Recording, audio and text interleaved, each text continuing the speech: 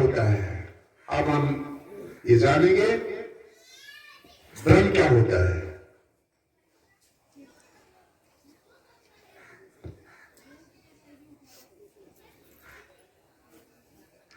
सबने मेरी तरफ ऐसे ध्यान करा, ऐसे वैसी अपनी उसी पोजीशन में बैठे रहना है, अपनी रूह को अपनी सूरत को नीचे नहीं गिरने देना। ये संसार ऐसे चलता रहेगा।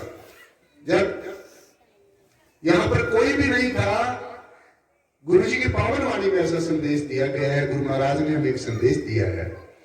5 तत्व गुण 3 नहीं थे, नाता खंड ब्रह्मांड, शेष महेश गणेश नहीं थे, ना थी ब्रह्मवाणी, मैं पूछूं तुझे पंडित ज्ञानी, उस दिन की क्या निशानी।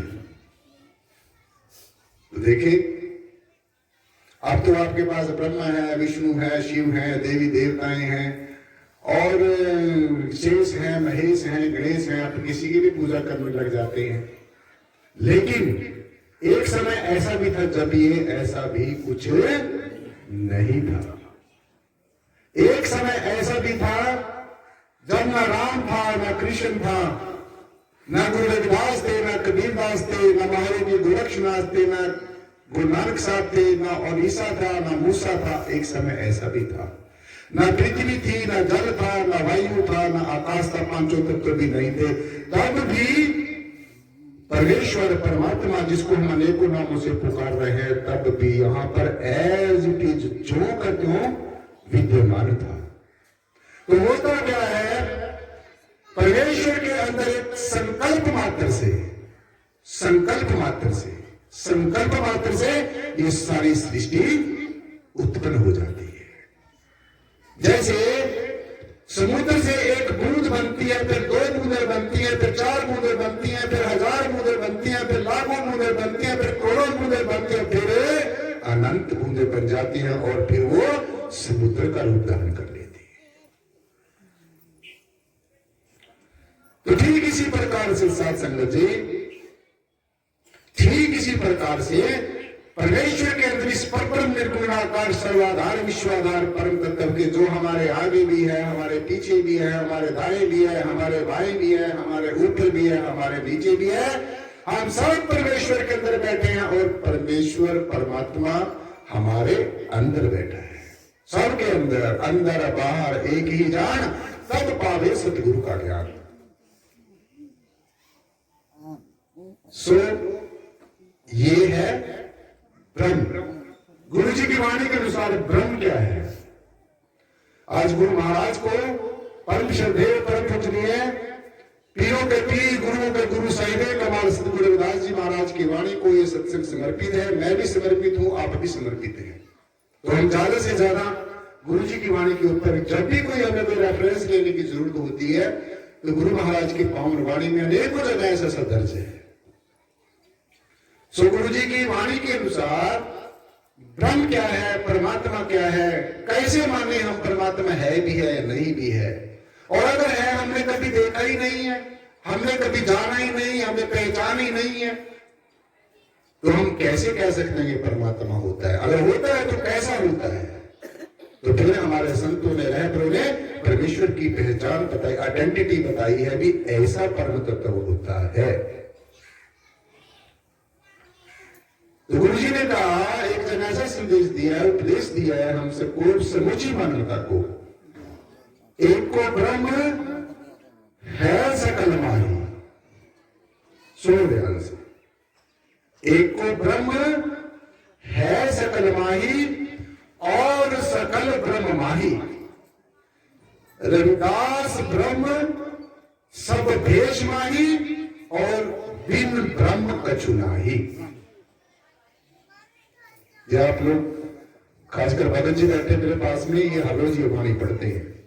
ये ऐसा बताया गया, एको ब्रह्म द्वितीयो नास्ति, ऐसा शास्त्रों में कहा गया है। एको ब्रह्म द्वितीयो नास्ति, एक ही ब्रह्म है, दूसरा कोई नहीं है। दूसरा तो हमने फैशन बनाया है, ये इंसान ने अपने आप फैशन बनाए हैं तरह तरह के भक्ति मार्ग में।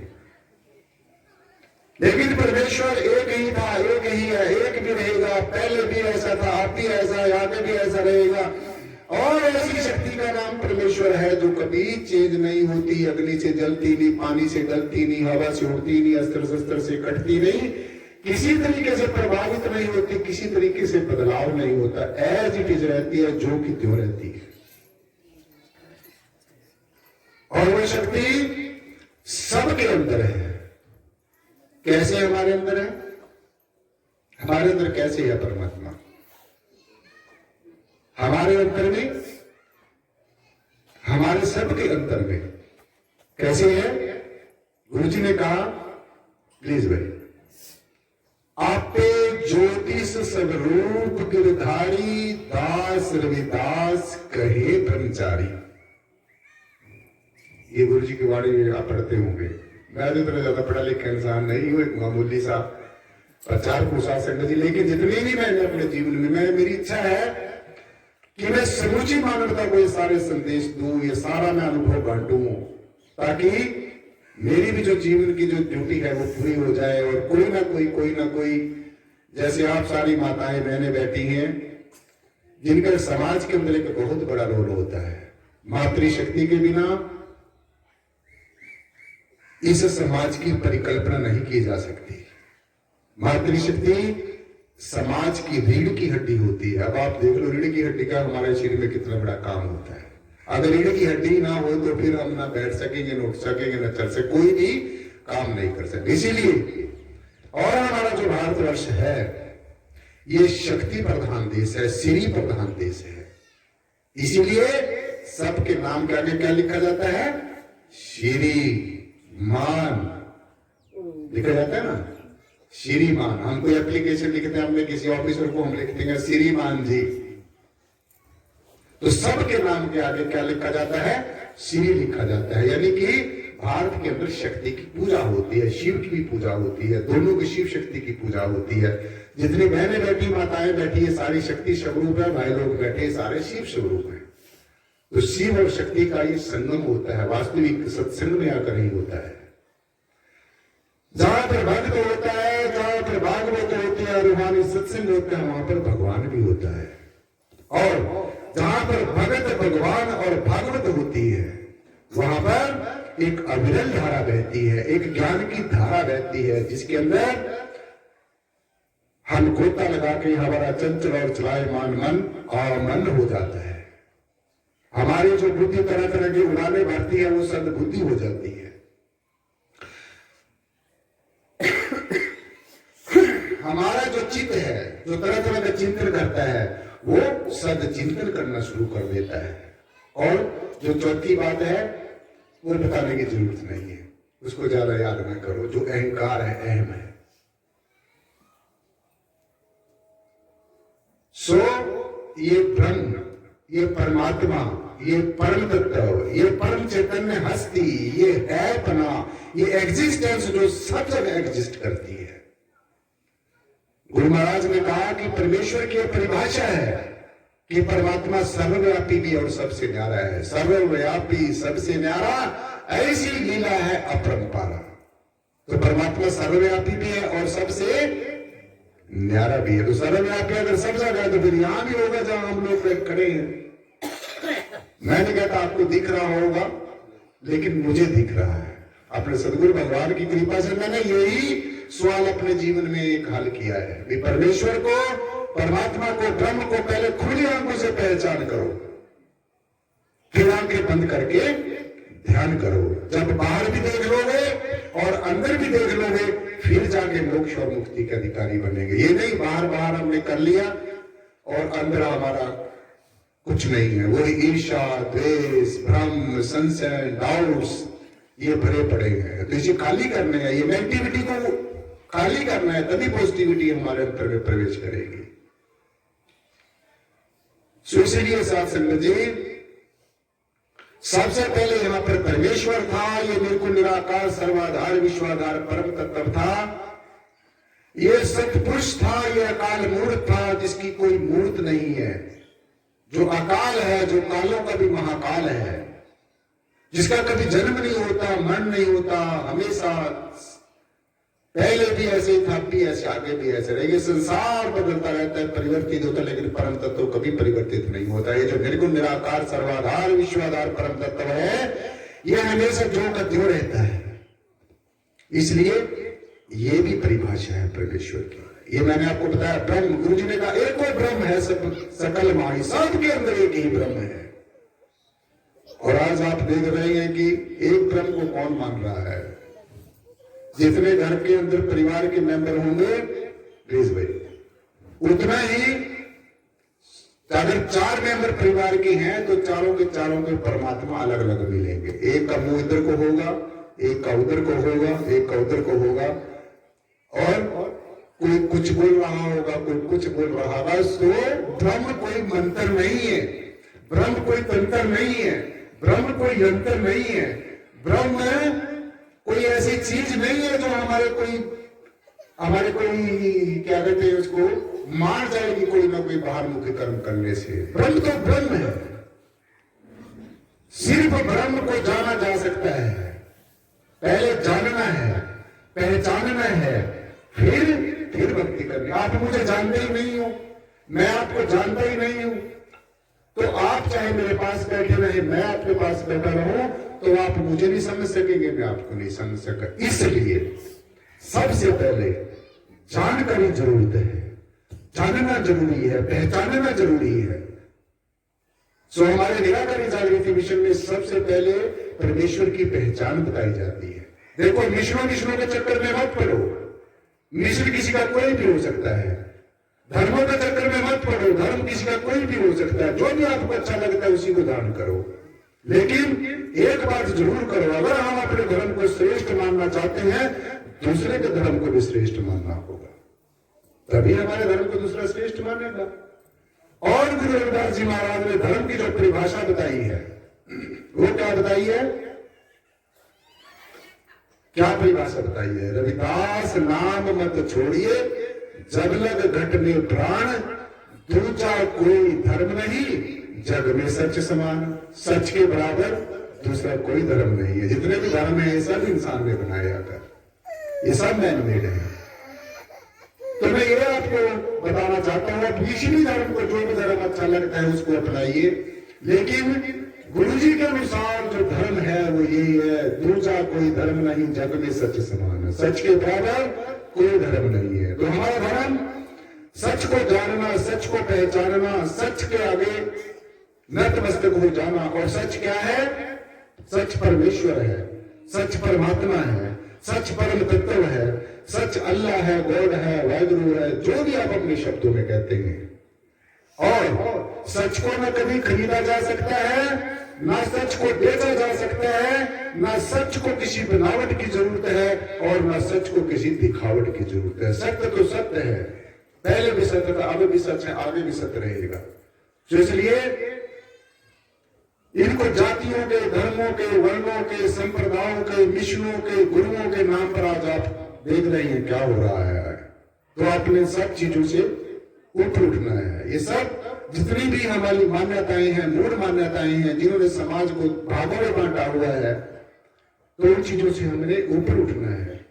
तो ब्रह्म की यही पहचान है जो मैंने आपको बताई। एक वो ब्रह्म है सकल माई, सबके अंदर एक ही ब्रह्म है, एक ही निराकार परमेश्वर है। देखिए, परमात्मा साकार भी है, निराकार भी है। ये नहीं है कि परमात्मा साकार नहीं है, परमेश्वर साकार भी है, निराकार भी है। और दो ही अभिव्यक्तियां हैं परमेश्वर की, और कुछ नहीं है। एक सगुण, दूसरा निर्गुण। एक साकार, दूसरा निराकार। एक प्रकृति, दूसरा पुरुष। एक परिवर्तन होने वाला, दूसरा अपरिवर्तनशील। एक बदलने वाला, दूसरा जिसके द्वारा सब कुछ बदला जा सकता है। तो ये परमेश्वर की पहचान है, ये ब्रह्म की पहचान है। एक वो ब्रह्म है सकल माही, और सकल ब्रह्म माही। साकार में निराकार, निराकार में साकार। सकल का मतलब सब कुछ, जो कुछ भी हम दृष्टिमान जगत में देख रहे हैं, सकल ब्रह्मांड में देख रहे हैं, खंडों ब्रह्मांड जितने भी हैं, एक को ब्रह्म है सकल माही। सबके अंदर एक ही ब्रह्म, एक ही परम तत्व, एक ही आत्म तत्व। और सकल ब्रह्ममय, और सारे का सारा ब्रह्म के अंदर सकल कुछ, सब कुछ ब्रह्म के अंदर। मैं परमात्मा में, परमात्मा मेरे अंदर, हम परमात्मा में, परमात्मा हम में। तुम्हारे लग जाने की कोई जरूरत नहीं है। अगर तुम परमात्मा को कहीं ढूंढ रहे हो, बाहर ढूंढ रहे हो, क्या मथुरा, क्या द्वारका, क्या काशी हरिद्वार, घूमते रहो, स्नान करते रहो। स्नान करने से तन की मैल तो उतर सकती है, लेकिन मन की मैल कभी नहीं सकती। चंचल और चलायमान मन, ये चारों दिशाओं में भागने वाला मन, ये सिर्फ और सिर्फ नाम से, ज्ञान से, इबादत से, बंदगी से, और दूसरा दुनिया में कोई तरीका ही नहीं है। आज तक किसी डॉक्टर ने, किसी साइंटिस्ट ने कोई ऐसी औषधि नहीं बनाई, कोई ऐसा इंजेक्शन नहीं बना, कोई ऐसी टैबलेट नहीं बनी जिसके खाने से हमारा मन निर्मल हो जाए। तो सिर्फ नाम, जो गुरु जी की वाणी में आप हर रोज पढ़ते हैं, नाम तेरो आरती मजन मुरारे, हरि के नाम बिन झूठे सगल फसाने, एक ही लाइन समझ लो बस। और शुरू से लेकर अंत तक नाम की ही महिमा है, नाम की महिमा। ये नाम क्या है, मैंने आपको पिछली क्लास में भी बताया था। नाम जो हमारा निज नाम, रविदास तू कौमच पली, तुझे न छोड़ कोई, तो निज नाम न जानिया, तो भला कहां से हुए। तो जीव दुखी क्यों है? सबको जानने के चक्कर में है, सबको पहचानने के चक्कर में है, लेकिन अपने आप को न जान सका, अपने आप को न पहचान सका। तो निज नाम न जानिया, तो भला कहां से, भला कैसे होगा, संतुष्टि कैसे मिलेगी, सेटिस्फैक्शन कैसे मिलेगी, आनंद कैसे मिलेगा, जब तक हमने अपने आप को नहीं जाना। हम है कौन, what we are in the real sense, वास्तव में हम कौन है। हम एक आत्मा है, एक ऐसी आत्मा है जिसका कभी भी नाश नहीं होता। ये शरीर है, ये तो बदलता रहता है। मैंने ये शरीर पता नहीं कितने बार बदला है, आपने कितने बार बदला है, बदलता रहता है, लेकिन इसके अंदर जो बदलने वाला है वो कभी नहीं बदलता, बदल कर भी नहीं बदलता है। Change is unchanged law of the nature, प्रकृति के सिद्धांत है, बदल कर भी ना बदलना। तो इसलिए ये तुम्हारा अपना स्वरूप है, आप स्वयं हो। कहीं बाहर जाने की जरूरत नहीं है। बाहर खोज क्या फिरे, खोज ले घट माही। अपने अंदर खोज, दूसरे की खोज की हुई, किसी साइंटिस्ट की खोज की हुई, उसके ऊपर हम डिपेंड करें, बस गुरु जी ने ये कह दिया, अरे उन्होंने तो, उनका तो अपना अनुभव है, अपना तजुर्बा है, लेकिन हमारे जीवन में क्या होगा। सोच लिए शासन जी, मैं आपका ज्यादा समय लेने का इच्छुक नहीं हूं। मेरे ख्याल में मैंने जितना भी मुझे समय आपने कहा था, उसी समय में मैंने अपना जो आज का इम्पोर्टेंट जो टॉपिक था वो मैंने पूरा किया है, और आपने श्रवण किया है। भगवान जी ने कहा, जो मुझ निर्गुण निराकार सर्वाधार विश्वाधार परम तत्व को मेरी लीला का बखान करता है, मेरे सद्गुणों का बखान करता है, अच्छे विचारों का और संस्कारों का प्रचार करता है, मैं उसकी जीवा के ऊपर बैठ कर खुद बोलता हूं। और जो इस कथा को, इस भागवत कथा को, इस ज्ञान चर्चा को, इस रूहानी चर्चा को जो बड़ी तवज्जो के एकाग्रता और समग्रता के साथ सुनता है, उसके कानों पर बैठकर मैं क्या करता हूं, खुद सुनता हूं। ये परमेश्वर के वचन है, ये मेरे वचन नहीं है, ये परमेश्वर के वचन है। और परमेश्वर के वचन जब आप हम मानेंगे तो हमारा जीवन निश्चय ही कृतकृत होगा, हमारा जीवन निश्चय ही मंगलमय होगा, हमारे जीवन का निश्चय ही कल्याण होगा। परमेश्वर के साम्राज्य में प्रवेश करने के लिए, परमेश्वर के साथ में एक रूप होने के लिए, परमात्मा को जानने, पहचानने और आनंद में जीवन जीने के लिए जो दरवाजा खटखटाएगा, उसी के लिए दरवाजा खोल दिया जाएगा। और जो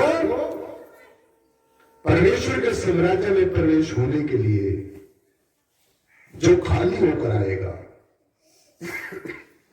जो खाली होकर आएगा, ये मेरे वचन नहीं है, ये परमेश्वर के वचन है, दातार के वचन है, जो सारी खिलकत का मालिक है, जो खंडों ब्रह्मांडों का मालिक है। ऐसा हमारे संतों महापुरुषों ने पावरगढ़ी में ऐसा संदेश दिया है। परमेश्वर के साम्राज्य में प्रवेश करने के लिए जो दरवाजा खटखटाएगा उसके लिए दरवाजा खोल दिया जाएगा।